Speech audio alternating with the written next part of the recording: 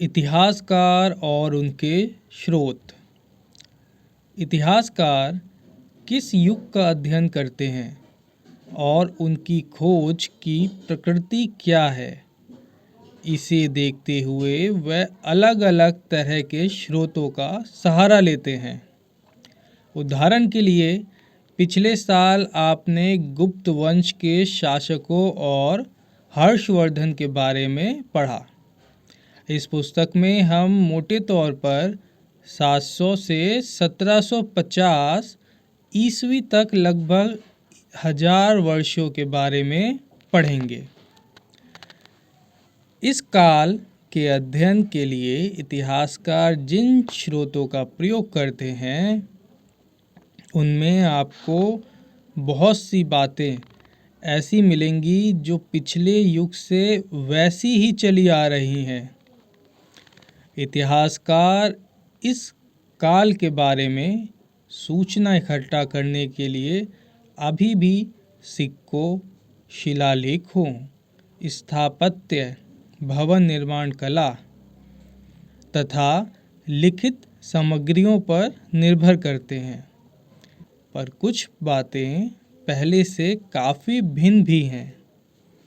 इस युग में प्रामाणिक लिखित सामग्री की संख्या और विविधता आश्चर्यजनक रूप से बढ़ गई।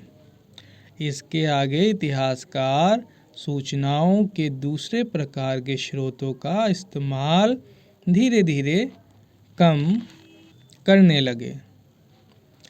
इस समय के दौरान कागज क्रमशः सस्ता होता गया और बड़े पैमाने पर उपलब्ध भी होने लगा।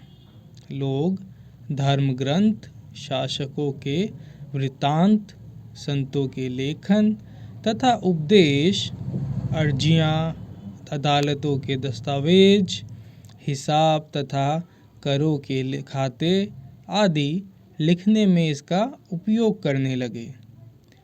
धनी व्यक्ति, शासक जन, मठ तथा मंदिर पांडुलिपियां एकत्रित किया करते थे।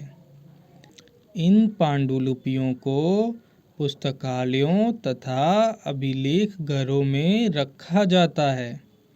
इन पांडुलिपियों तथा दस्तावेजों से इतिहासकारों को बहुत सारी विस्तृत जानकारी मिलती है, मगर साथ ही इनका उपयोग कठिन है।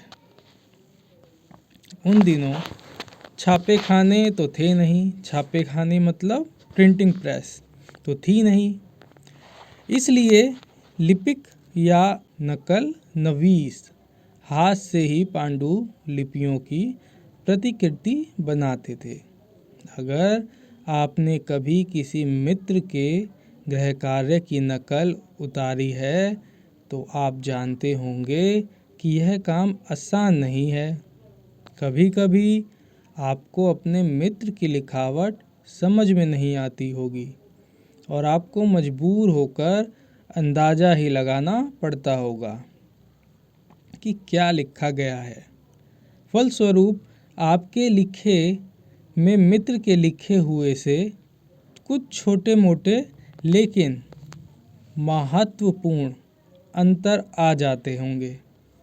पांडुलिपि की प्रतिलिपि बनाने में भी कुछ यही होता है। प्रतिलिपियां बनाते हुए लिपिक छोटे मोटे फेर बदल करते चलते थे, कहीं कोई शब्द, कहीं कोई वाक्य। सदी दर सदी प्रतिलिपियों की भी प्रतिलिपियां बनती रहीं और अंततः एक ही मूल ग्रंथ की भिन्न भिन्न प्रतिलिपियां एक दूसरे से बहुत ही अलग हो गईं। इससे बड़ी गंभीर समस्या उत्पन्न हो गई, क्योंकि आज हमें लेखक की मूल पांडुलिपि शायद ही कहीं मिलती है।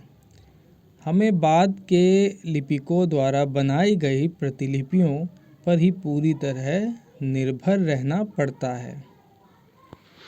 इसलिए इस बात का अंदाज़ा लगाने के लिए कि मूलतः लेखक ने क्या लिखा था, इतिहासकारों को एक ही ग्रंथ की विभिन्न प्रतिलिपियों का अध्ययन करना पड़ता है।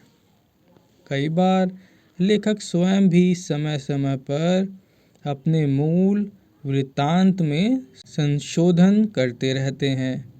14वीं शताब्दी के इतिहासकार ज़ियाउद्दीन बर्नी ने अपना वृत्तांत पहली बार 1356 में और दूसरी बार इसके 2 वर्ष बाद लिखा था। दोनों में अंतर है, लेकिन 1971 तक इतिहासकारों को पहली बार वाले वृत्तांत की जानकारी ही नहीं थी। यह पुस्तकालयों के विशाल संग्रहणों में कहीं दबा पड़ा था।